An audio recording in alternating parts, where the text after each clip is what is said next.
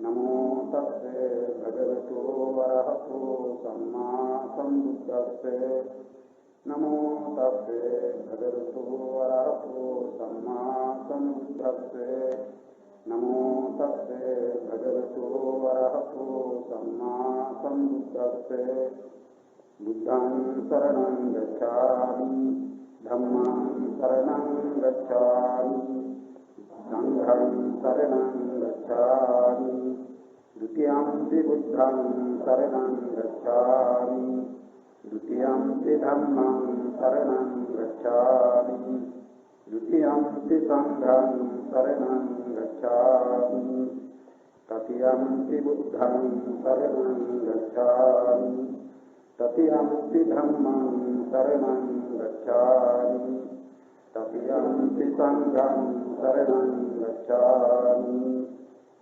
पानातिपाता वेरमणि सिक्खापदं समादयामि अदिन्नादाना वेरमणि सिक्खापदं समादयामि कामेषु मिथ्याचारा वेरमणि सिक्खापदं समादयामि मुसावादा वेरमणि सिक्खापदं समादयामि पिसुना वाचा वेरमणि सिक्खापदं समादयामि हरुषा वाचा वेरमणि सिक्खापदं समादयामि संसप्पलापा वेरमणि सिक्खापदं समादयामि मिथ्याजीवा वेरमणि सिक्खापदं समादयामि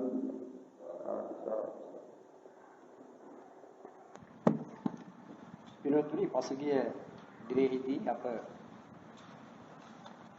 විස්තර ලෝකෝත්තර සිත් පිළිබඳව කතා කළා. ඒ සිත් පිළිබඳ විස්තරය ඒ සමග අවසන් වෙනවා. අපි මුලදීම ඉගෙන ගත්තේ සතර පරමාර්ථයන් පිළිබඳව. ඒ සියලුම අවිධර්මාර්ථයෝ පරමාර්ථ වශයෙන් සතරක් යයි කියයි අප පටන් ගත්තේ. මේ අවිධර්මාර්ථ ලැබෙන්නේ අවිධර්ම සත්‍ය ප්‍රකරණෙහි.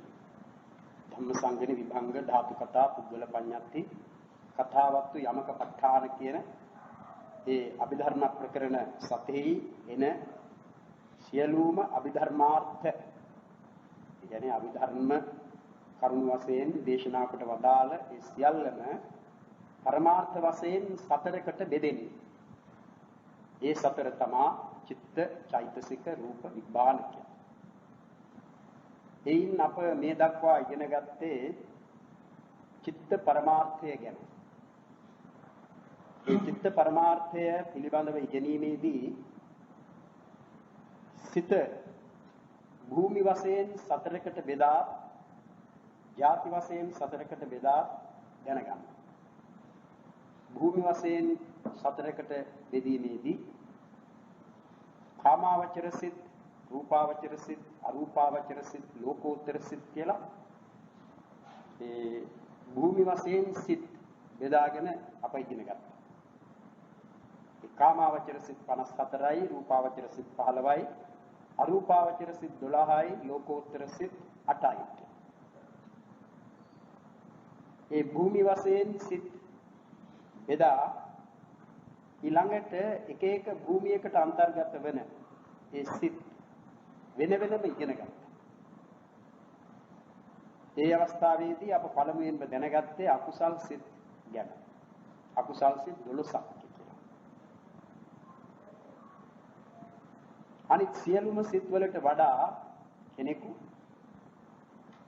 දැනගත යුතුව තිබෙන්නේ අකුසල් සිත් ගැන.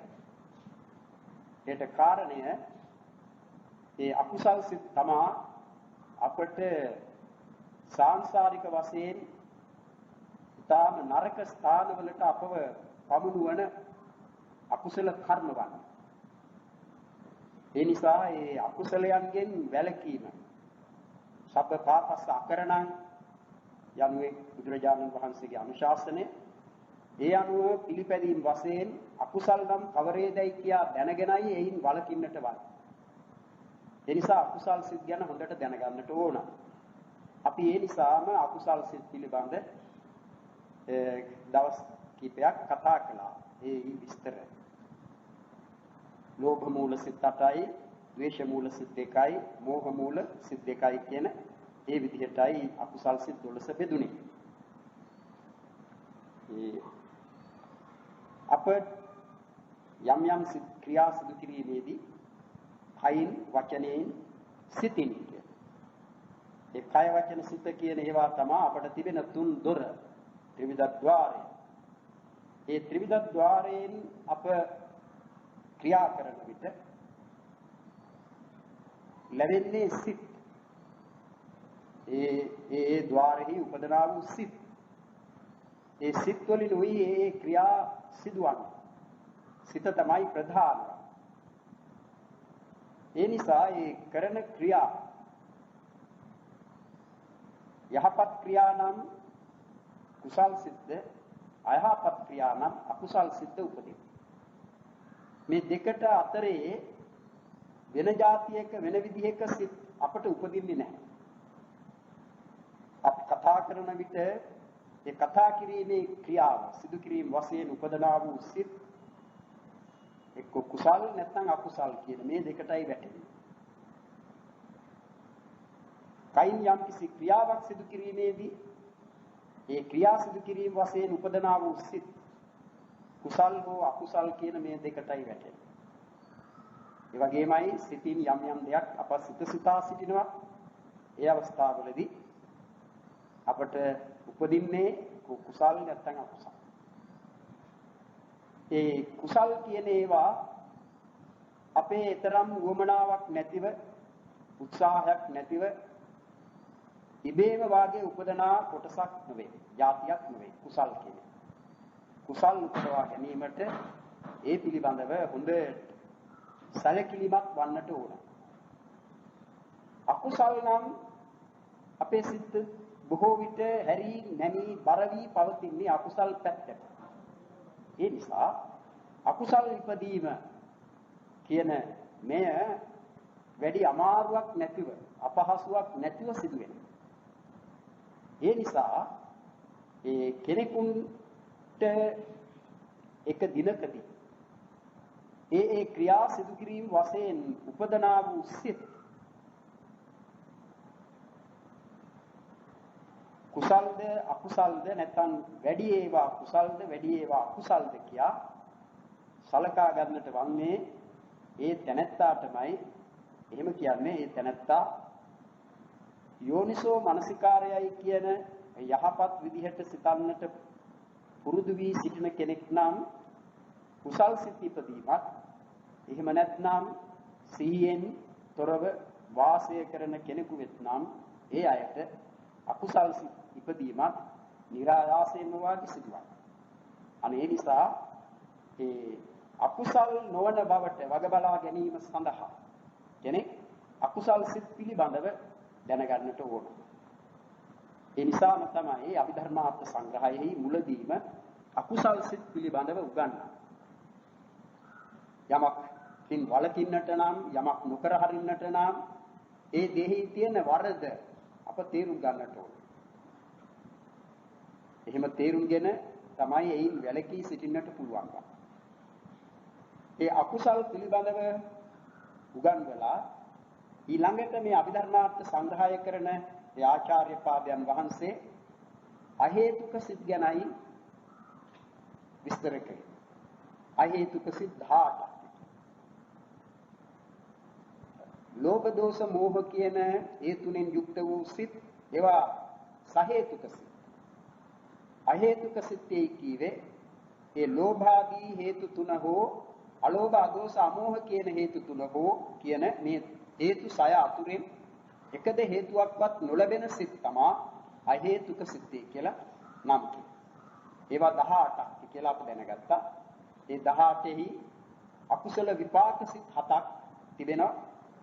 අහේතුක කුසල විපාක සිත් 8ක් තිබෙනවා. අහේතුක ක්‍රියා සිත් 3ක් තිබෙනවා. ඒ අකුසල විපාක අර කලින් ඉගෙනගත්ත අකුසල් සිත් 12හි විපාක. ඒ අකුසල් සිත් 12ට ලැබෙන විපාක සිත් තිබෙන්නේ 7යි. ඒ විපාකවල විපාක පිළිබඳව ඉගෙන ගන්නා විට අප දැනගත්තා ඒ විපාක අවස්ථා වශයෙන් සැලකෙන විට මේ විපාකයන්ගේ තිබෙනවා අවස්ථා දෙකක්. එකක් ප්‍රතිසන්දි විපාක වශයෙන් ඒ විපාක දෙන බව හා ඒ ප්‍රතිසන්දියක් ලැබුණාට පස්සේ ඒ ජීවත් වන කාලය තුලදී ලැබෙන විපාක තිබෙන ඒවට කියනවා ප්‍රවෘත්ති විපාක කියලා.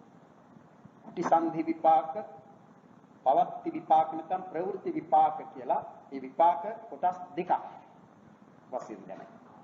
එයින් අර අකුසල විපාක වල ප්‍රතිසන්දි විපාක වශයෙන් ලැබෙන සිත් තිබුණේ එකයි කියලා අපි දන්නවානේ. ඒ අකුසල විපාක උපේක්ෂා සහගත සම්තිරණ සිත. ඒ සිතෙන් සතර අපායෙහි ප්‍රතිසන්දිය කියන දෙන්නේ. ඒ නිරය, තිරියක්, പ്രേත, අසුර කියන ඒ සිව් අපායන්හි උපදනා සත්වයන්ට ප්‍රතිසන්දි සිත වශයෙන් ලැබෙන්නේ අකුසල විපාක උපේක්ෂා සහගත සම්තිරණ සිත. ඒ ඔවුන් කරන ලද පාප කර්මයාගේ විපාක වශයෙන්. ඊළඟට ඒ ජාතිය තුලදී ඇස් තිබෙන භවයක් නම් ඇසින් රූප දකින්න. කන තියනවා නම් කනින් ශබ්ද අහනවා. ওই විදිහට ඒ චක්කු විඥාන, සෝත විඥාන, ගාහන විඥාන, જીවහා විඥාන, කාය විඥාන කියන විපංච විඥාන කියලා ඉගෙන ගත්තා අපි 10ක්. එයින් අකුසල විපාක චක්කු විඥානාදිය ඒ අකුසල කර්මයන්ගේ විපාක වශයෙන් ලැබෙන ඒවා.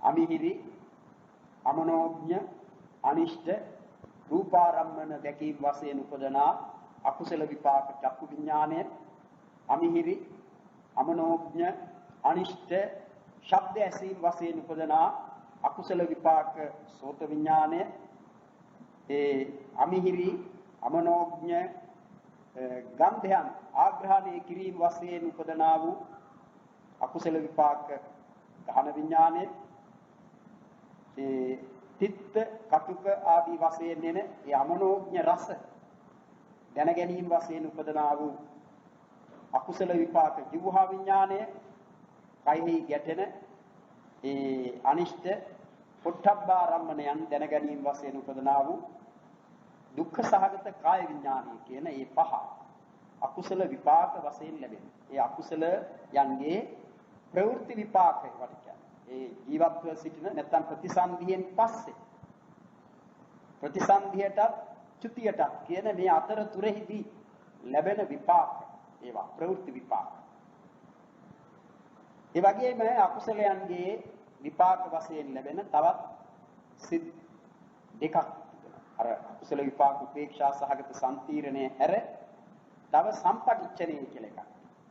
ඒ සම්පටිච්ඡනය ඒ ඇසට යොමු වන රූප, කනට යොමු වන ශබ්ද ආදී වශයෙන් ඒ අකුසල විපාක චක්කු විඥාන, සෝත විඥාන, ගාහන විඥාන, જીවහා විඥාන, කාය විඥාන කෙර ඒ පංච විඥානයන්ගෙන් එක එකකට අනුතුරුව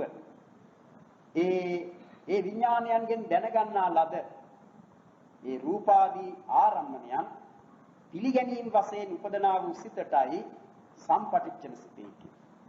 එතකොට අනිෂ්ඨ රූපාරම්මණය දක්නාසිත චක්කු විඥානය වන අතර ඒ චක්කු විඥාණයෙන් දක්නා ලද ඒ අනිෂ්ඨ රූපාරම්මණය පිළිගැනීම වශයෙන් උපදනා වූ විපාක සිත තමයි අකුසල විපාක සම්පටිච්ඡන සිත. අනේ විදිහට මේ සම්පටිච්ඡන සිත කියලා සිතක් පිළිබඳවත් අපි ඉගෙන ගත්තා. එහෙම අකුසල විපාක සිත් 7ක් ගැන දැනගන්න. චක්කු විඥාන, සෝත විඥාන, ගාහන විඥාන, જીවහා විඥාන, කාය විඥාන. ඒ චක්කු විඥාන ආදී 4 පිළිබඳව වේදනා වශයෙන් දැනගත්තේ උපේක්ෂා වේදනාවෙන් යුක්තයි කියලා ඒවා. කාය විඥානය දුක්ඛ සහගතයි කියලා දැනගත්තා. දුක්ඛ සහගත කාය.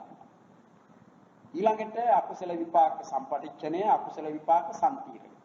අකුසල විපාක සම්තිරණය තමයි ඒ ප්‍රතිසන්දි වශයෙන් ලැබෙන්නේ. ඊට පස්සේ තව ලැබෙන කෘත්‍යයන් තිබෙනවා. සම්තිරණ කෘත්‍යය කියන එකත් ලැබෙනවා. කියන්නේ අරමුණ තීරණය කිරීම වශයෙන් චිත්ත වීතියක ලැබෙන සිත. ඒ සම්තිරණ සිත වශයෙන්. ඒවා අපි වීති කාණ්ඩෙහිදී නැත්නම් කෘත්‍ය කාණ්ඩෙහිදී වඩා විස්තර සහිතව ඉගෙන ගන්නවා. ඊළඟට අකුසල විපාක සිත් හත කියා අනතුරුව කීවේ අහේතුක කුසල විපාක කියලා. ඒ අහේතුක කුසල විපාකත් 8ක් තිබෙනවා. මේ අකුසල විපාක 7යි අහේතුක කුසල විපාක 8යි. අපි මේ අවස්ථාවේදී දැනගත්තා ඒ අකුසල විපාක ගැන කියන විට අපි ඒවා අහේතුක අකුසල විපාකයි කියලා කියන්නේ නැතුව අකුසල විපාකයි කියලා නම් කරන්නේ. ඒ අහේතුක කුසල විපාක කියලා මේ ඒ අනිත් විපාකසිත ඒ අහේතුක විපාකසිත නම් කරලා තිබෙනවා. ඒකට කාරණේ අපි දැනගත්තේ අකුසල විපාක තිබෙන්නේම මේ 7 පමණයි. ඒ 7 ලැබෙන්නේම අහේතුක විපාක කියන නැත්නම් අහේතුක සිත් අතරයි ඒ විපාක සිත් 7 ලැබෙන්නේ. ඒ අකුසල විපාකවල ලෝභාදී හේතු හෝ අලෝභාදී හේතු ලැබෙන්නේම නැහැ. ඒ නිසා ඒ අහේතුක කියලා අමුතුවෙන් ඒවාට නොකියන්නේ සහේතුක අකුසල විපාක කියා කොටසක් නැති බැවින් කියලා අප මේ අවස්ථාවේදීම දැනගන්නවා. නමුත් අහේතුක කුසල විපාකයි කියලා ඒ සිත් 8 පිළිබඳව සඳහන් කරන්නේ පසුව කියන සහේතුක කුසල විපාක වලින් මේවා වෙන් කර ගැනීම සඳහා. සහේතුක කුසල විපාකයි කියලා කොටසක් තිබෙනවා. ඒ නිසා මෙතනදී අහේතුක කුසල විපාකයි කියලා ඒ සිත් 8 වෙන් කරන්නට ඕන. අනේ බව අප දැනගත්තේ අවස්ථාවේදී. ඉතින් මේ අහේතුක කුසල විපාකත් කුසල විපාක චක්කු විඥානය, සෝත විඥානය, ගාහන විඥානය, જીවහා විඥානය ඒ ඔක්කොම මේ හතරම උපේක්ෂා සහගත විඥානය. ඊළඟට සුඛ සහගත කාය විඥානය. ඒ කුසල විපාක වල ලැබෙන්නේ සුඛ සහගත කාය විඥානය. ශරීරෙහි මේ කය ඇසුරු කොට උපදනා වූ ඒ සිත සැපයක් සහිතවයි ලැබෙන්නේ. කයේ ලැබෙන කයෙහි ඇතිවන සුඛ වේදනාව සැප වේදනාවෙන් යුක්තයි. අකුසල විපාකයේ දුක්ඛ වේදනාවෙන් යුක්තයි. කුසල විපාකයේ සුඛ වේදනාවෙන් යුක්තයි. ඒ නිසා තමයි දුක්ඛ සහගත කාය විඥානය කියලා අකුසල විපාකවලදී සුඛ සහගත කාය විඥානය කියලා කුසල විපාකවලදී ඒ වෙන්කොට දක්වනවා. සම්පටිච්ඡන සම්තිරණ කියන ඒ සිත් පිළිබඳව කුසල විපාක සම්පටිච්ඡනයක් තිබෙනවා. සම්තිරණ සිත් තිබෙනවා දෙකක්. කුසල විපාක එකක් සෝමනස්ස සහගත සම්තිරණය. ඊතාව ඉෂ්ඨ අරමුණ තීරණය කිරීම වශයෙන් උපදවා වූ සිත කියා අප දැනගත්තා. අනික උපේක්ෂා සහගත සම්තිරණ. අනේ උපේක්ෂා සහගත සම්තිරණය තමා ඒ අහේතුක ප්‍රතිසන්දි ගෙන දෙන කුසල විපාකයක්. දැන් කුසල විපාකවලත් තිබෙනවා අහේතුක ප්‍රතිසන්දියක් ගෙන දෙන වීමක්. ඒ අහේතුක ප්‍රතිසන්දියක් ගෙන දෙන කුසල කර්ණයකින් අහේතුක ප්‍රතිසන්දියක් ගෙන දෙයි නම් ඒ ගෙන දීමේදී ප්‍රතිසන්දිසිත වශයෙන් උපදනා වූ සිත තමා කුසල විපාක උපේක්ෂා සහගත සම්තිරණ සිත. අනේ කුසල විපාක උපේක්ෂා සහගත සම්තිරණයයි අකුසල විපාක උපේක්ෂා සහගත සම්තිරණයයි කියන ඒ සම්තිරණ සිත් දෙක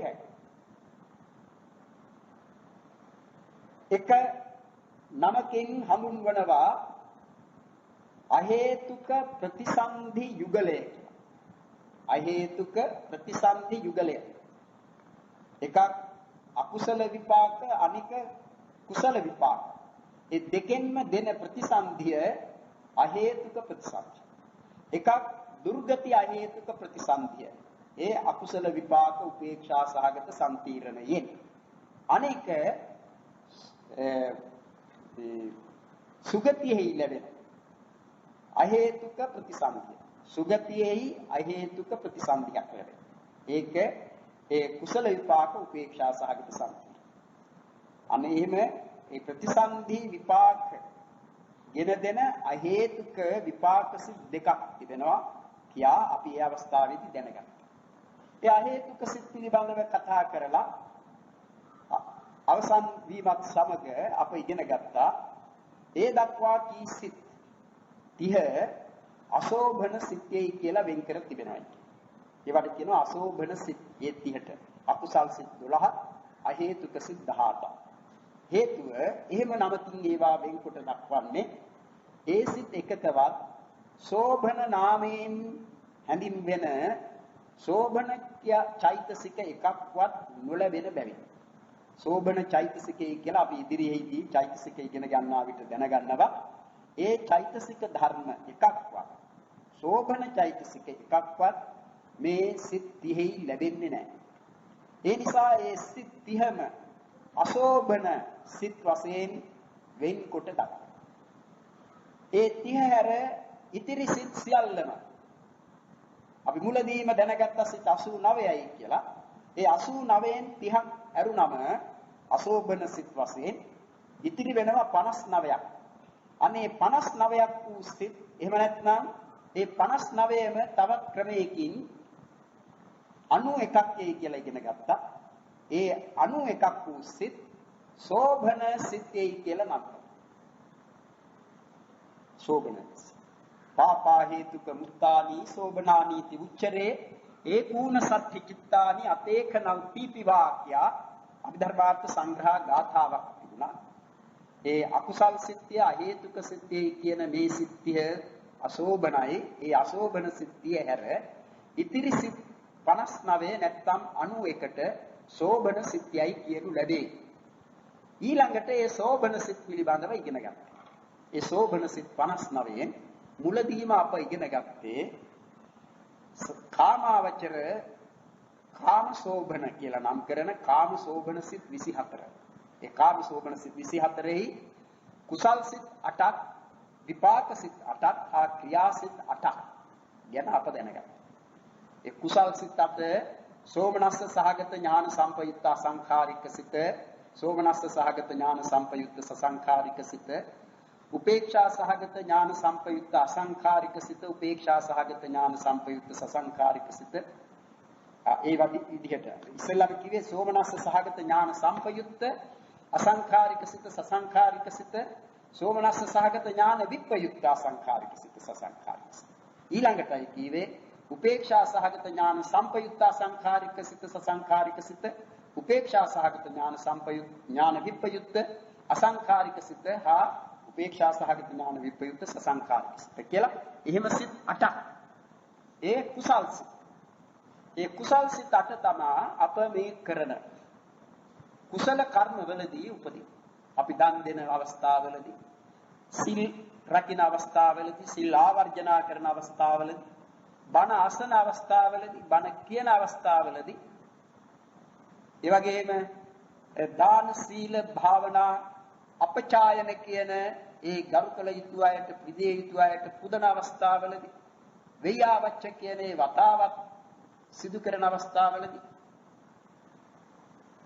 දාන සීල භාවනා අපචායන වෙයාවච්ච පත්ති දාන කියන පින් දීමේදී, ඒ වගේම පත්‍යානුමෝදනයේ කියන පින් අනුමෝදන් වීමේදී, ධම්ම ශ්‍රවණ බණ ඇසීමේදී, ධම්ම දේශන බණ කීමේදී, දිට්ඨිජ්ජු කම්ම කියන තමන්ගේ සම්‍යක් දෘෂ්ටිය ඍජු කිරීම වශයෙන් කරන ඒ ක්‍රියාවලදී අපට උපදින්නේ මේ කුසල්.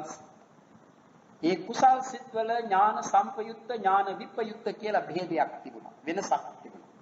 ඥාන සම්පයුක්ත සිත් උපදින්නේ නුවණ පෙරදැරිදී ඇතිවන්නා වූ සිත්වල.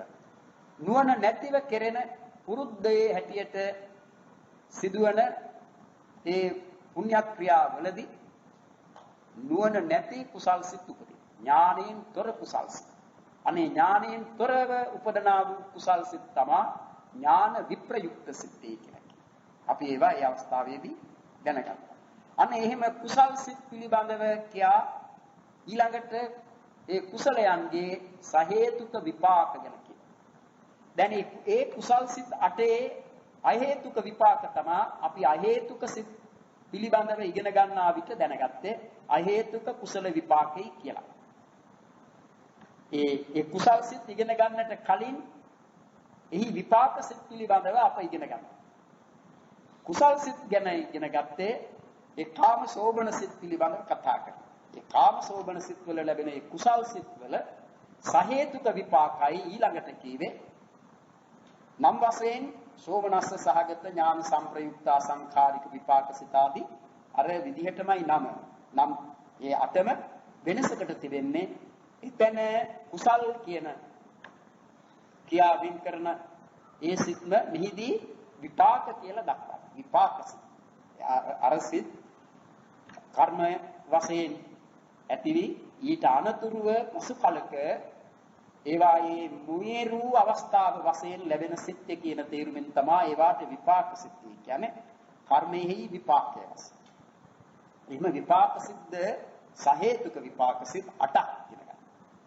ඊළඟට සහේතුක කාමාවචර ක්‍රියාසිතය එහෙම නැත්නම් මහා ක්‍රියාසිතය කියා ඒ නම් වලින් දැනගත්තේ මේ සිත් නම් කර තිබෙන අයුරින්ම නම් කර තිබෙන රහතුන් වහන්සේට පමණක් උපදනා වූ සිත් 8ක්.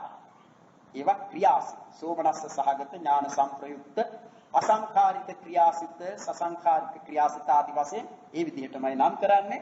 ඒ ක්‍රියාසිත. ඒවා රහතුන්ට උපදනයි. ඒ රහතුන් වහන්සේට උපදින්නේ උන්වහන්සේ කරන ඒ හොඳ වැඩ. හොඳ වැඩ කියන්නේ රහතුන් වහන්සේ නරක වැඩ කරනවා නෙවෙයි. උන්වහන්සේ දන් දෙනවා නම් කාට හරි තමන් වහන්සේ පිළිසිඟා වැඩ ලබාගත් දෙයක් හෝ වෙන කෙනෙකුගෙන් ලැබුණු දෙයක් හෝ තව කෙනෙකුට පිළිගැන්වීමේදී දීමේදී උන්වහන්සේ ඒ දන් දීමක් කරනවා.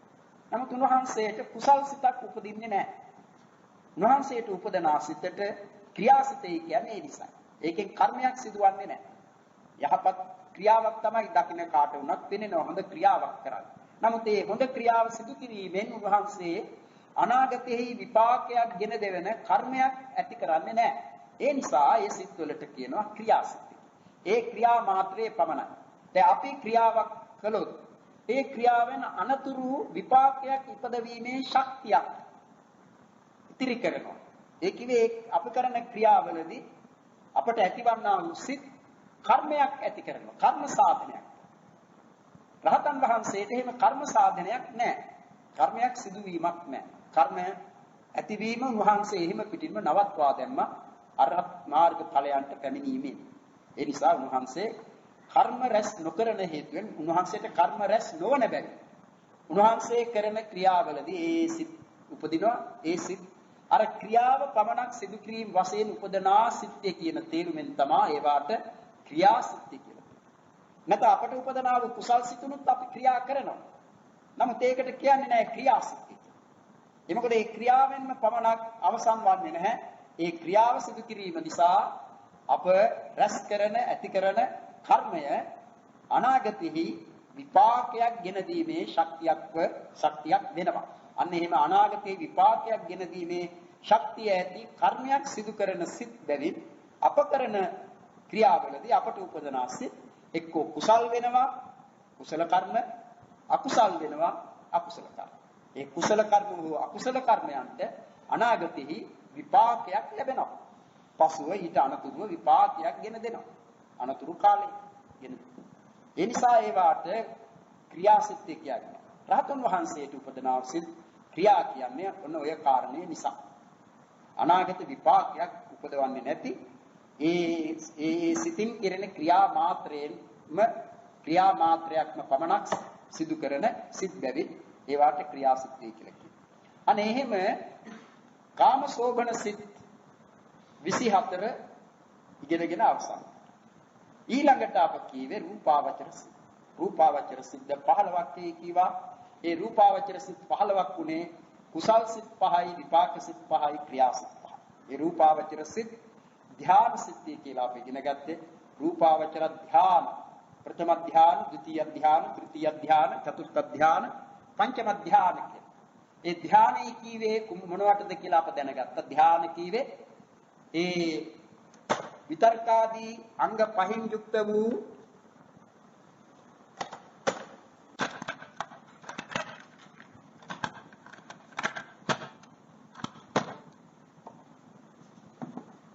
විතක්ක විචාර පීති සුඛ ඒකග්ගතා කියන අංග පහෙන් යුක්ත වූ ධානය තමා ප්‍රථම ධානය. විචාර පීති සුඛ ඒකග්ගතා කියන අංග හතරෙන් යුක්ත වූ ධානයටයි ද්විතිය ධානය. පීති සුඛ ඒකග්ගතා කියන අංග තුනෙන් යුක්ත වූ ධානයට තතිය ධානය නැත්නම් තෘතිය ධානය. සුඛ ඒකග්ගතා කියන අංග දෙකෙන් යුක්ත වූ ධානයට චතුර්ථ ධාන නැත්නම් චතුර්ථ ධානය. උපේක්ෂා ඒකග්ගතා ඒකග්ගතා කියන අංග දෙකෙන් යුක්ත වූ ධානයට පංචම ධානය. එලා අනේ එහෙම ප්‍රථම ධානය අංග පහකින් යුක්තයි. ඒ නිසා කියනවා පංචාංගිකයි කියලා. ද්විතිය ධානය අංග හතරකින් යුක්තයි. චතුරාංගිකයි. තෘතිය ධානය අංග තුනකින් යුක්තයි. ඒ නිසා තතියංගිකයි. චතුර්ථ ධානය අංග දෙකකින් යුක්තයි. සුඛ ඒකග්ගතා කියන ඒ නිසා ද්වංගිකයි. පංචම ධානයත් උපේක්ෂා ඒකග්ගතා කියන අංග දෙකකින් යුක්ත බැවින් ද්වංගිකයි. අංග දෙකකින් යුක්තයි. අනේ එහෙම ඒ ධාන පිළිබඳව අපි ඉගෙන ගත්තා. ඒ ධාන උපදවන හැටි, ඒ උපදවන්නේ කෙසේද කියලා ඒ කසිනාදී භාවනා කොට උපදවා ගන්න ධාන පිළිබඳව අපි කතා කළා. ඒ ධාන සිද්ද කුසල් විපාක ක්‍රියා වශයෙන් කොටස් තුනක්, ಜಾති වශයෙන් තුනක් තිබෙනවා. ඒ කුසල් සිත් 5යි, විපාක සිත් 5යි, ක්‍රියා සිත් 5යි කියන මේ සිත් එකතු කළ කල්හි 15ක් ලැබෙන්නේ. රූපාවචර සිත් 15යි කිව්වේ ඒ නිසා. ඊළඟට ඒ රූප ධාන උපදවාගත්ත කෙනෙක්, ඒ රූප ධාන සියල්ලම උපදවාගත්ත කෙනෙක් රූපයෙහි තිබෙන දොස් දැක ඒ රූපය දුරු කිරීම සඳහා ඇති වූ සිත නිසා ඒ රූපය නැති, රූපයෙන් තොර ධාන උපදවා ගැනීම සඳහා භාවනා කරනවා. ඒකටයි කියන්නේ අරූප ධාන. ඒ රූපෙහි දොස් දැකලා රූපය නැති භවය බොහෝ විට ප්‍රාර්ථනා කරනවා. රූපය නැති භවයෙහි රූපයේ තිබෙන කරදර නැහැ. ඒ රූපය ගඩගෙඩි වනපිලිකා ආදී මේවා සියල්ලම ඇති වෙන්නේ රූපයේ. ඒ නිසා රූපෙහි කලකිරි රූපය නැති ආත්ම භාවයක් ලැබීමේ තිබෙන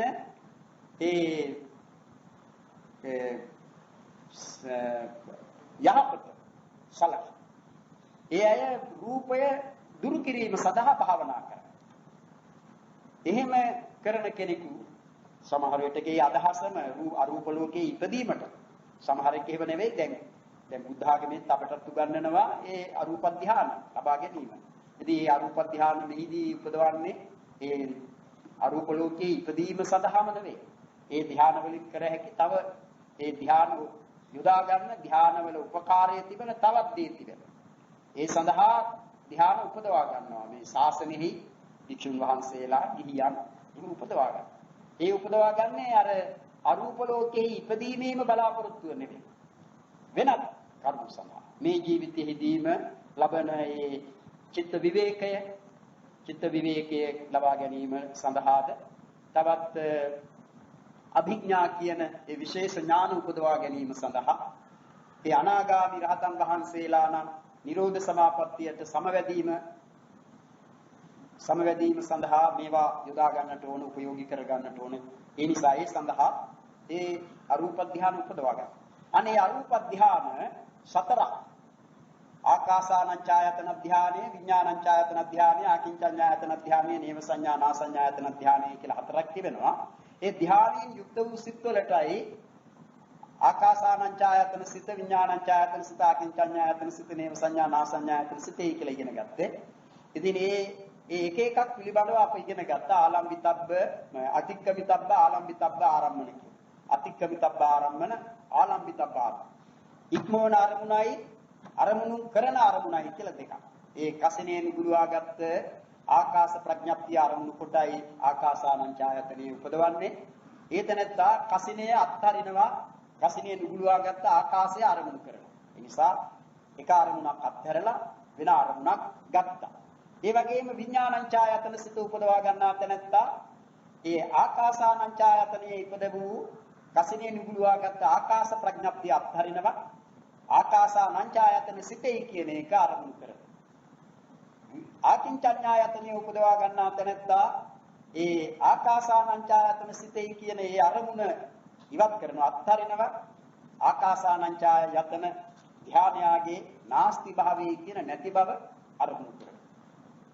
අන්තිමට ඒ ආකාසානංචායතන යාගේ නැති බව කියන එක අත්හරිනවා අත්හැරලා ආකින්චඤ්ඤා යතනයයි කියන ඒ සිතම අරමුණු කරනවා. අනේ මේ විදිහට අතික්කමිතබ්බ ආලම්බන ආලම්බිතබ්බ ආරම්මන කියලා ඒ එක එක ධානයක් පිළිබඳව ඉක්මවන අරමුණයි ගන්නා අරමුණයි ඉක්මවන අරමුණයි ගන්නා අරමුණයි කියලා අපි ඉගෙන ගත්තා. ඒ කරුණත් එහෙම ධාන සතර උපදවාගෙන ඒ ධානයන්ගෙන් නොපිරිහි කාලක්‍රියා කළ අයට තමා අර විපාක සිත් ලැබෙන්නේ. ඒ විපාක ආකාසානංචායතන විපාකයේ සිට විඥානංචායතන විපාක සිට ආකින්චඤ්ඤායතන විපාක සිට නේව සංඥා නාසඤ්ඤායතන විපාක සිටේ කියලා එහෙම හතරක්. ඒ ආකාසානංචායතන ආදිය ඒ ධ්‍යාන රහතන් වහන්සේත් උපදවනවා. සමහර විටක රහත් වීමට කලින් උපදවාපු ඒ ධ්‍යානයන්ට රහත් වුණාට පස්සෙත් සමවදිනවා. එහෙම නැත්නම් රහත් වුණාට පසුවත් ඒ ධ්‍යානයන් උපදවනවා. ඒ කොයි වේලාවක හෝ රහතුන් වහන්සේට ඒ ධ්‍යාන සිත් ලැබේ නම් ඒ ධ්‍යාන සිත පිළිබඳව ඒ ධ්‍යාන සිත හඳුන්වන්නේ ක්‍රියාසිතක් කියලා. ආකාසානංචායතන ක්‍රියාසිත, විඥානංචායතන ක්‍රියාසිත, ආකින්චඤ්ඤායතන ක්‍රියාසිත, නේව සංඥා නාසඤ්ඤායතන ක්‍රියාසිත. අන්න මේ විදිහට අපි ඒ ලෞකික සිත් 81 දැනගත්තා. ඊට පස්සේ අපි ඉගෙන ගත්තා ලෝකෝත්තර සිත් 8 ගැන. ඒ ලෝකෝත්තර සිත් 8 සෝතාපට්ටි මග්ගචිත්ත, සකදාගාමි මග්ගචිත්ත, අනාගාමි මග්ගචිත්ත, අරහත් මග්ගචිත්ත කියා මාර්ග සිත් වශයෙන් 4ක්ද. මේ මාර්ග සිතට අනුතුරුව එක එක මාර්ග සිතට අනුතුරුව ඊට අනුතුරුවම ඊළඟ ක්ෂණෙහිදී ලැබෙන සෝතාපට්ටි ඵලචිත්තේ, සකදාගාමි ඵලචිත්තේ, අනාගාමි ඵලචිත්තේ, අරහත් ඵලචිත්තේ කියලා මේ ඵලසිත 4ක් ඉගෙන ගත්තා. එමයි ලෝකෝත්තර සිත් 8 ගැන දැනගත්තා. ඉතින් ඒ සෝත කීවේ මක් නිසාද, ආපත්‍ය කීවේ ඇයි, එතන මග්ග කීවේ කුමකටද කියන ඒ කරුණු අපි මේ අවස්ථාවේදී දැනගත්තා. සකදාගාමි කියන්නේ මොන කරුණක් නිසාද, අනාගාමි කීවේ ඇයි, ඊළඟට රහතන් වහන්සේ ඒ සියලුම කෙලෙස් නැතිකොට ඒ ලබන අරහත් මාර්ගය හා අනුතුරුව ලැබෙන ඵලය ඒ ගැන අපි දැනගත්තා. ඊට පස්සේ දැන් ඒ දක්වා කියපු ඒ සිත් 89 තමයි සාමාන්‍යයෙන් සිත් පිළිබඳව කතා කරන විට කියන්නේ සිත් 89යි කියන්නේ. ඊළඟටයි තව ප්‍රභේදයක් කිව්වේ, වෙනසක් කිව්වේ. ඒ කිව්වේ මේ විදිහට දක්වන ලද මේ සිත් 89 නැවත නුවණැත්තෝ ඥානවන්තයෝ 121ක් කොටද දක්වා බෙදා පෙන්වනවා. අනේ 121 වෙන හැටි ඊට පස්සේ අප කීවේ පසුගිය පාඩමේදී අපි ඒවයි දැනගත්තා. ඒ 121 වන්නේ ඒ 81ක් වූ ලෞකික සිත් හරුනම ලෝකෝත්තර සිත් තිබෙන්නේ 8යි කියලා අපි කිව්වා. ඒ 81යි 8යි එකතු වුණාමයි 89 වෙනවා. ඒ 81 එහෙමම තිබියදී ලෝකෝත්තර සිත් 8 පිළිබඳව වෙනසක් කරනවා. ඒ කලේ ධ්‍යාන බෙහෙදෙන් ලෝකෝත්තර සිත් වැඩි කරනවා. प्रथम अध्यान लोकोत्तर सिद्ध, द्वितीय अध्यान लोकोत्तर सिद्ध, तृतीय अध्यान, चतुर्थ अध्यान, पंचम अध्यान කියන ඒ ධ්‍යාන පහෙන් ලෝකෝත්තර සිත් ගුණ කොටයි ඒ වෙනස කලේ. ඒ නිසා ඒ පිළිබඳව අප ඉගෙන ගත්තා. ඒ විතක්ක විචාර පීති සුඛ ඒකග්ගතා සහිත පඨම ඥාන සෝතාපට්ටි මග්ග චිත්ත. විචාර පීති සුඛ ඒකග්ගතා සහිත ဒုတိ ය ඥාන සෝතාපට්ටි මග්ග චිත්ත. पीति सुख एकाग्रता सहित तृतीय ඥාන සෝතාපට්ටි මග්ග චිත්ත. पीति सुख एकाग्रता सहित चतुर्थ ඥාන සෝතාපට්ටි මග්ග චිත්ත. උපේක්ඛ एकाग्रता सहित पंचम ඥාන සෝතාපට්ටි මග්ග චිත්ත කියා සෝවාන් මාර්ග සිත්ම පහක් වශයෙන්. ඒ කිවේ මේ මාර්ග සිත් පහ ගත්තේ ධානයන්ගේ වශයෙන්. ඒ ධානයන්ගේ යෙදීමේ භේදේනුයි මාර්ග එක මාර්ග සිතක් පස් වැඩෑරු උනේ. එහෙම උනේ කෙනෙක් ප්‍රථම ධානය හා සංප්‍රයුක්ත සෝවාන් මාර්ගසිත ලබන අතර තවත් කෙනෙක් ဒုတိ ය ධාන සංප්‍රයුක්ත සෝවාන් මාර්ගය ලබන. තවත් කෙනෙක් තෘතිය ධාන සංප්‍රයුක්ත සෝවාන් මාර්ගය ලබන. තවත් කෙනෙක් චතුර්ථ ධාන සංප්‍රයුක්ත සෝවාන් මාර්ගය ලබන. තවත් කෙනෙක් පංචම ධාන සංප්‍රයුක්ත සෝවාන් මාර්ගය ලබන. අනේ කොහොමද ඒක ලබා ගන්න කියන එක අප ඒ අවස්ථාවේදී කීවා. මේ ධාන භේදයෙන් ලෝකෝත්තර සිත් මේ විදිහට ගුණවන්නේ සමථ යානිකයන්ගේ වශයෙන්. සමථ යානිකයය කියන්නේ ධාන උපදවාගෙන ඒ ධාන පාදක කරගෙන ඊට අනතුරුව විදර්ශනා කොට මාර්ගඵල උපදවන අය. එයාට කියන්නේ සමථ යානිකයෝය. විපස්සනා යානිකයය කියන්නේ ඒ සුද්ධ විපස්සනාව කරන තැනැත්තා. ධාන උපදවන්නේ නැතිව බුදු විදර්ශනාවම කොට මාර්ගඵල උපදවන තැනැත්තා. ඒ බුදු මාර්ගඵල උපදවන තැනැත්තා පිළිබඳව තමයි අර මුලදී කී සංක්ෂේප ලෝකෝත්තර සිත් දක්වන්නේ. සෝතාපට්ටි මග්ගචිත්ත, සකදාගාමි මග්ගචිත්ත, අනාගාමි මග්ගචිත්ත, අරහත් මග්ගචිත්ත කියලා. මේ ධ්‍යාන පහේ ભેදයෙන් එක එක ලෝකෝත්තර සිතක් පස්වැදෑරුම් කොට දක්වන්නේ සමථ යානිකයන්ගේ වශයෙන්. මා කීවයි අවස්ථාවේදී ඒ මාර්ගසිත ලැබීම පිළිබඳව දක්වනවා පාදක ඥානයේ වශයෙන් ලෝකෝත්තර සිත් ඒ ධ්‍යාන සංප්‍රයුක්තව ලැබෙනවායි කියා සම්මස්ත ඥානයේ වශයෙන් ඒ ලෝකෝත්තර සිත් ධ්‍යානයෙන් යුක්තව ඒ ධ්‍යානයෙන් යුක්තව ලැබෙනවායි කියා ඒ වගේම පුද්ගල ඥාසයේ වශයෙන්ද ලෝකෝත්තර සිත් ඒ ධ්‍යානයෙන් යුක්තව ඒ ධ්‍යානයෙන් හා සංප්‍රයුක්තව ලැබෙනවායි. අපි ඒක නැවතත් තේරුම් ගන්නට කියනවා නම් දැන් ධ්‍යාන උපදවාගත්ත කෙනෙක් පළමු කොට ධ්‍යානයට සමවැදිලා ධ්‍යානයෙන් නැගිටිනවා. ධ්‍යානයෙන් නැගිටිනවයි කියන්නේ ඒ ධ්‍යානසිත අර ඵල සමාපත්තියෙන් නැගිටිනවයි කියන්නේ ඒ ධ්‍යානසිත තව දුරටත් පවත්වාගෙන යන්නේ නැතුව නවත්වන එක. ධ්‍යානසිතේ ඉපදීම නවත්වන. එවිට සිත භවංගයට වැටි නැවත සිත් උපදින්නට පටන් ගන්නවා.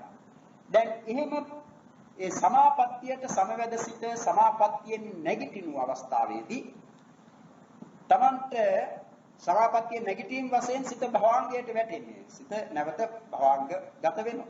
නමුත් තමා වෙනත් අරමුණු ඔස්සේ සිත යවන්නේ නැතිව නම් ඒ අවස්ථාවේදී ඉන්නේ තවම තමන්ට තිබෙනවා අර උපචාර සමාධි තත්වය. උපචාර සමාධි කියන්නේ ධානයට පෙර කාමාවචර සිතෙහි ලැබෙන සමාධිය.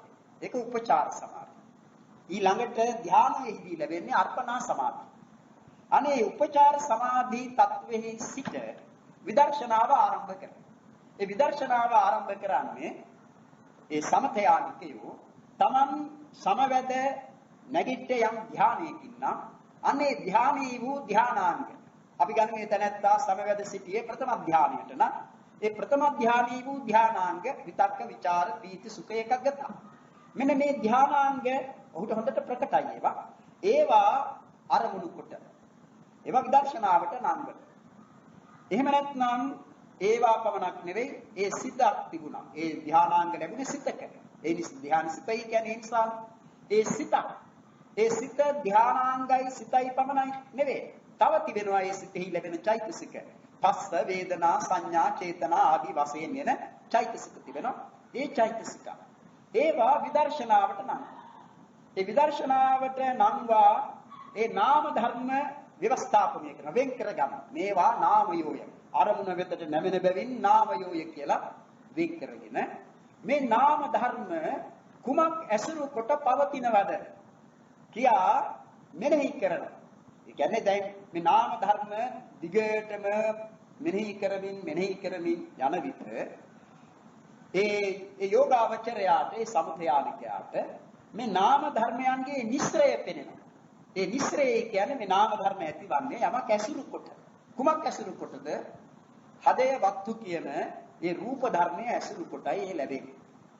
අනේ ඒ නිසා ඒ රූපය ධර්මයක් වූ හදේ වස්තු ඇසුරු කොට ලැබෙන බව ඒ විදර්ශකයා දැක්ක. ඒ ළඟට ඒ හදේ වස්තුව කුමක් ඇසුරෙහිද පවතින්නේ? හදේ වස්තුව තනිව ලැබෙන්නේ නැහැ. පඨවි ආපෝ තේජෝ වායෝ වන්න ගන්ධ රස ඕජා කියන ඒ සුද්ධාෂ්ටකයක් ජීවිතේන්ද්‍රිය රූපයක් කියන මේ ධර්ම තමයි. ওই විදිහට ඒ රූප ධර්ම ඊළඟට වෙන් කරගන්න. අනේ එහෙම නාම ධර්මත් රූප ධර්ම. ඒ රූප ධර්ම වෙන් කරගෙන ඒ රූපයෝ ඇති වෙන නැති වෙන ස්වභාවය නැත්තම් ඒ සීත උෂ්ණ ආදී විරුද්ධ ප්‍රත්‍යයන් හේතු කොටගෙන විකාරයට පැමිණෙන ස්වභාවය ඇත්තාවිය කියලා ඒවා රූප වශයෙන් වෙන් කරගන්න. අනේ එහෙම නාම රූප වෙන් කරගෙන ඊළඟට පිළිවිලින් ඒ විදර්ශනාවෙහි යෙදී Taman මාර්ගඵල උපදවන.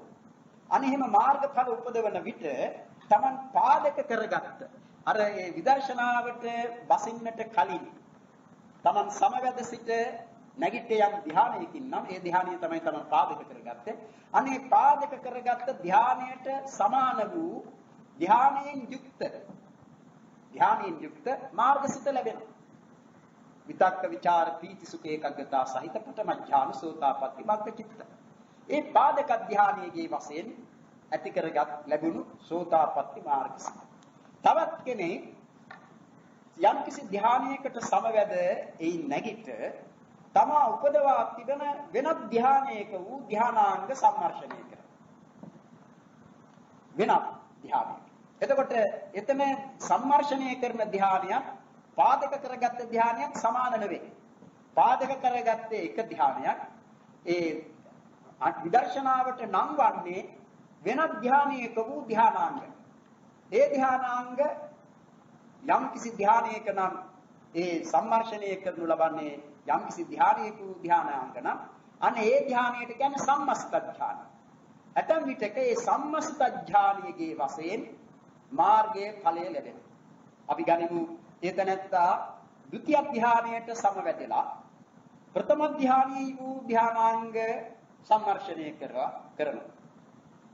ප්‍රථම ධානයේ වූ ධානාංග හා සමාන ධානය ලැබෙනවා නම් ඒ සම්මස්ත ධානයගේ වශයෙන් ලැබෙන ධානය.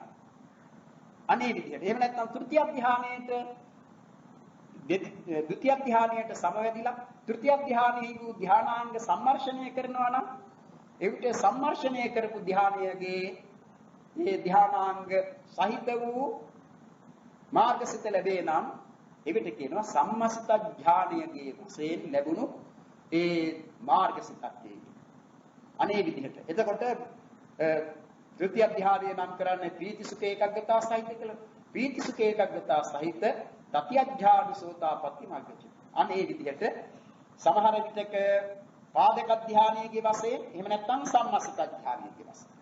එයින් වැඩි ඉහළ එකෙන් යුක්තවයි ලැබෙන්නේ. ඒ කියන්නේ සම්මර්ෂණය කලේ ඉහළ ධානයක් නම් ඒ ධානයෙන් යුක්ත වූ මාර්ගසිත ඵලසිත ලැබෙනවා.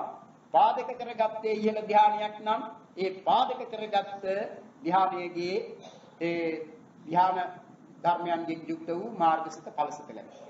එහෙම නැත්නම් තව එකක් තිබෙනවා පුද්ගලජ්ජාසය කියන්නේ. පුද්ගලජ්ජාසය කියන්නේ තමන්ගේ කැමැත්ත අදහස කියන එක අධ්‍යාසය. ඒතරත් කැමැති නම් යම් කිසි ධානයක් තමන් ලබා තිබෙනවා මේ ධාන පහම. තමන් සම්මර්ෂණය කරන්නේ කවරක් වුවත් තමාගේ කැමැත්ත තිරෙන්නේ අසුවල් ධානාංගයන්ගෙන් යුක්ත වූ ධානය නැත්නම් අසුවල් ධානයෙන් යුක්ත වූ මාර්ගසිතයි. කියා තමන්ගේ අදහසක් තිබෙනවා නම් අනේ අදහසට අනුව ඒ අදහස් කරන ලද ධානයෙන් යුක්ත වූ මාර්ගසිත ලැබෙනවා. එතකොට කියනවා පුද්ගලජ්ජාසයේ වශයෙන් ලැබුණු ධාන සම්ප්‍රයුක්ත මාර්ගසිතේ කියලා. අන්න කොයි විදියකින් හෝ පාදක ඥානයේ වශයෙන් සම්මස්ත ඥානයේ වශයෙන් හා පුද්ගලඥාසයේ වශයෙන් මේ මාර්ගසිත ලැබෙනවා. ඊට අනුතුරුව ඵලසිත ස්වභාව වශයෙන්ම ලැබෙනවා. අනේ එහෙමයි මේ මාර්ගසිත ඵලසිත පිළිබඳ ධ්‍යාන භේදයෙන් ගුණවන් ගුණ කිරීම දක්වා තිබෙනවා. එහෙම ගත්තම ප්‍රථම ධ්‍යාන ලෝකෝත්තර සිත් තිබෙනවා 8ක්. ද්විතිය ධ්‍යාන ලෝකෝත්තර සිත් 8ක්. තෘතිය ධ්‍යාන ලෝකෝත්තර සිත් 8ක්. චතුර්ථ ධ්‍යාන ලෝකෝත්තර සිත් 8ක්. පංචම ධ්‍යාන ලෝකෝත්තර සිත් 8ක්. 8 වරක් 5 නැත්නම් 5 වරක් 8 40ක්. ඒ 40 81ක් වූ ලෞකික සිත් වලට එකතු කළාම 121ක් වෙනවා. අන්න ඒ විදිහට සිත් සියල්ලම 89යි. නමුත් ධානාංගයන්ගේ යෙදීමේ බෙහෙදයෙන් ලෝකෝත්තර සිත් ගුණ කොට 121ක් කොටද සිත් දක්වනවා. ඒකයි අර ගාථාවලින් ඒ පසුගිය දිනෙහි අපි කිව්වේ. ඒ පිළිබඳව අන්තිම කොටස හැටියට දක්වන්නේ මෙහෙමයි. ඥානංග යෝග භේදේන කත්වේ කේකන්තු පංචදා උච්චතානුත්තරං චිත්තං චත්තාලීස විධං පිච්ච. ඥානංග යෝග භේදේන ධානාංගයන්ගේ යෙදීමේ භේදයෙන් ධානාංග කිය විතක්ක ਵਿਚාර පීති සුඛ ඒකග්ගතා ආදී ඒ ධානාංග. ඒ ධානාංගයන්ගේ යෙදීමේ භේදයෙන් කත්වේ කේකන්තු පංචදා එක එක ලෝකෝත්තර සිතක් පස්වැදෑරුම් කොට. එනිසානේ සෝවාන් මාර්ග සිත් 5, සකෘදාගාමි මාර්ග සිත් 5, අනාගාමි මාර්ග සිත් 5, අරහත් මාර්ග සිත් 5. සෝවාන් සෝතාපට්ටි ඵල සිත් 5, සකදාගාමි ඵල සිත් 5, අනාගාමි ඵල සිත් 5, අරහත් ඵල සිත් 5. මේ විදිහට ඒකයි ඥානංග යෝග භේදේන කත්වේ කේකන්තු පංචදා එක එක ලෝකෝත්තර සිතක්. ඒකයි මේ ඊළඟට පදයට සම්බන්ධයි. ඒක උච්චතානුත්තරං චිත්තං චත්තාලීස විධං පිච්ච. ධානාංගයන්ගේ යෙදීමේ භේදයෙන් එක එක සිතක් පස්වැදෑරුම් කොට අනුත්තරයි කියන ඒ ලෝකෝත්තර සිත් සියල්ල 40ක්යි දක්වනු ලැබේ. නැත්නම් 40 වැදෑරුම්යයි කියනු ලැබේ. ඊළඟට යථාච රූපා වචරං ගයිහතා විතරං තථා පඨමාදි ඥාන භේදේ ආරුප්පංචාපි පංචමේ. යථාච රූපා වචරං රූපා වචර සිත් යම්සේ ගයිහති දනු ලැබේද.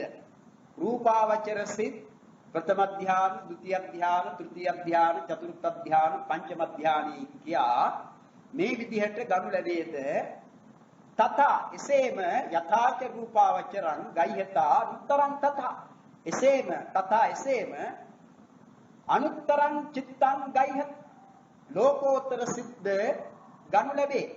ප්‍රථම ධ්‍යානාදී ඒ ධ්‍යානසින් රූපාවචර සිත් ප්‍රථම ධ්‍යාන සිත්ය, ဒုတိ ය ධ්‍යාන සිත්ය කියලා එහෙම පස්වැදෑරුම් කොට ගත්තා. ඒ වගේම ලෝකෝත්තර සිද්ද ගන්න පඨමාදි ඥාන භේදේ ප්‍රථමාදී වූ ඥාන භේදේ ප්‍රථම ඥාන, ဒုတိ ය ඥාන, තෘතිය ඥාන, චතුර්ථ ඥාන, පංචම ඥාන කියන මේ භේදේ ආරුප්පංචාපි පංචමේ.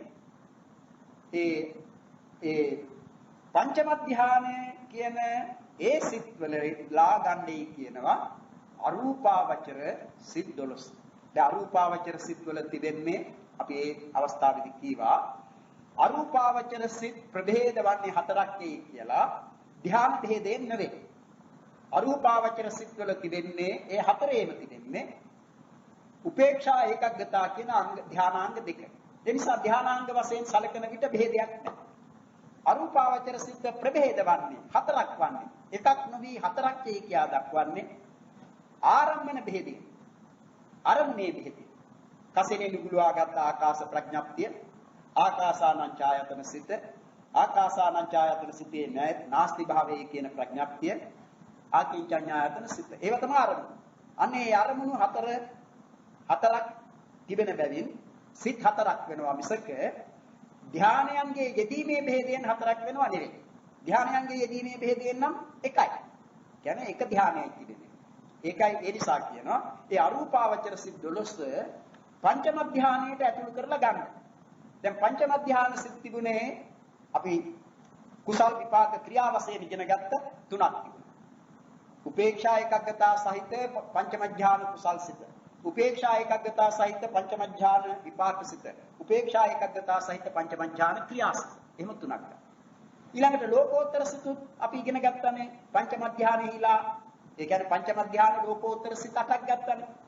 උපේක්ෂා ඒකග්ගතා සහිත පංචම ඥාන සෝතාපට්ටි මග්ග චිත්ත සකදාගාමි මග්ග චිත්ත අනාගාමි මග්ග චිත්ත අරහත් මග්ග චිත්ත උපේක්ෂා ඒකග්ගතා සහිත පංචම ඥාන සෝතාපට්ටි ඵල චිත්ත සකදාගාමි ඵල චිත්ත අනාගාමි ඵල චිත්ත අරහත් ඵල චිත්ත කියලා ඒම ලෝකෝත්තර සිත් 8 පංචම ඥානික වශයෙන්ද දැනගත්ත 8ක් කියලා.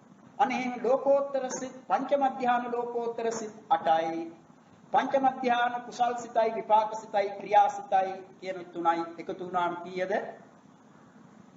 11යි. නේ 3යි 8යි 11යි. ඊළඟට ලෝකෝත්තර සිත් ලෝකෝත්තර නෙමෙයි අරූපාවචර සිත් 12ද ඒ පංචම ධ්‍යානයටම ඇතුළු කළාම කීයක් වෙනවද? 23ක් වෙනවා. අන්න ඒ නිසා කියනවා පංචම ධ්‍යාන සිත් 23යි. ඒ පංචම ධ්‍යාන සිත් 23යි කියන එක තේරුම් ගන්නට ඕන. ඒ පංචම ධ්‍යාන සිත් 23යි කියන්නේ කසිනයක් කර්මණු කොට උපදනා වූ පංචම ධ්‍යාන සිත්ම 23ක් නෙවෙයි. එහෙම නෙවෙයි. පංචම ධ්‍යාන කුසල් සිත විපාක සිත ක්‍රියා සිතේ කියන ඒ රූපාවචර පංචම ධ්‍යාන සිත් තිබෙනවා 3ක්. පංචම ධ්‍යාන සංප්‍රයුක්ත ලෝකෝත්තර සිත් තිබෙනවා 8ක්. පංචම ධ්‍යාන සංප්‍රයුක්ත ලෝකෝත්තර සිත්. ඒකෙන් තේරුම් ගන්නට එපා කියලා මම මුලදීමත් කීවා. ඒ ධ්‍යාන සංප්‍රයුක්ත ලෝකෝත්තර සිත්යි කීවම ඒ ලෝකෝත්තර සිත් වලින් අරමුණු කරන්නේ ඒ ලෝකෝත්තර සිත් වලින් අපි කියනවා විතක්ක ਵਿਚාර පීති සුඛ ඒකග්ගතා සහිත පඨම ධ්‍යාන සෝතාපට්ටි මග්ග චිත්ත. ඒ මාර්ග සිතෙන් අරමුණු කරන්නේ අර ධ්‍යානෙහි අරමුණ නෙවෙයි. නිවන අරමුණු කරන්නේ. නිවන මේ ධ්‍යානෙහි කීවේ ලෝකෝත්තර ධ්‍යානයක් මිසක රූපාවචර ධ්‍යානයක් හෝ අරූපාවචර ධ්‍යානයක් නෙවෙයි. ඒක මතක තබා ගන්න. ඒවා ලෝකෝත්තර ධ්‍යාන. මෙන්න මේ ලෝකෝත්තර ධ්‍යානයන්ගෙන් යුක්ත වූ සිත්. හැබැයි මේ ලෝකෝත්තර ධ්‍යානය අර කියන ලද ධ්‍යානාංගයන්ගෙන් යුක්තයි. සමතයානිකයාගේ වශයෙන් උයි ඒව ලැබෙන්නේ. හොඳයි එහෙම ධ්‍යාන උපදවා ගන්න නැතිව හුදු විදර්ශනාව කොට මාර්ගඵල උපදවන තැනැත්තාට උපදනා වූ ලෝකෝත්තර සිත මේ ධ්‍යානාංගයන්ගේ යෙදීමේ භේදය අනුව පෙන්වනවා නම් කොයි ගොඩටද ඇතුළු කරන්නට තිබෙන්නේ? ඒවා ප්‍රථම ධ්‍යානෙහිලා ගන්නට ඕන. ප්‍රථම ධ්‍යාන සංප්‍රයුක්ත වශයෙන් ගන්නට ඕනේ. ඇයි එහෙම කියන්නේ? ධ්‍යානෙහි කියන එකේ ඒ තරම්ම මහත් අනුභවයක් නැහැ. මාර්ගසිත උපදිනකොට ඒ මාර්ගසිතෙහි ලැබෙනවා විතර්කය. විතර්කයේ ධ්‍යානාංගයක් මෙන්ම මාර්ගාංගයකුත්. විතර්කයේ ධ්‍යානාංගයක් මෙතන ප්‍රථම ධ්‍යාන සිතේ ධ්‍යානාංගය. මාර්ගසිතෙහි මාර්ගාංගයක්. මාර්ගාංගයක් කියන්නේ සම්මා සංකප්ප. සම්මා සංකප්ප මාර්ගාංගය. විතර්ක. විචාරය ඒ සිත සමග ලැබෙනවා. ඒ මාර්ගසිත සමග ලැබෙනවා විචාරය. ප්‍රීතිය සොම්නස්සහගත සිතක නම් ඒ ප්‍රීතිය ලැබෙනවා. සුඛය සොම්නස්ස වේදනාව. වේදනාව හැම සිතකම තියෙන එකක් නෙමෙයි. මෙතන තිබෙන සොම්නස් වේදනාව. ඒකාග්‍රතාව. ඒකාග්‍රතාවයේ කියන එකක් හැම සිතකම ලැබෙන එකක්. අංග පහ වශයෙන් ගත්තොත් මේ ධානාංග පහ මේ සිතෙහි තිබෙනවා. ඒ නිසා ඒ මාර්ගසිත ලැබෙන විට කෙනෙකුට උවමනා නම් ඒක ධානයෙහිලා ගන්නට කියන්නට ඕනේ. ප්‍රථම ධාන සංප්‍රයුක්තත්වයක් ඒකට තියෙනවා. හැබැයි මේ ප්‍රථම ධානය කියන්නේ ලෝකෝත්තර ධානය මිසක අර සමත යානිකයා උපදවන ඒ කසිනාරම්මණයක් ගෙන පහළවන්නා වූ ප්‍රථම ධානය නෙවෙයි. එහෙම මතක.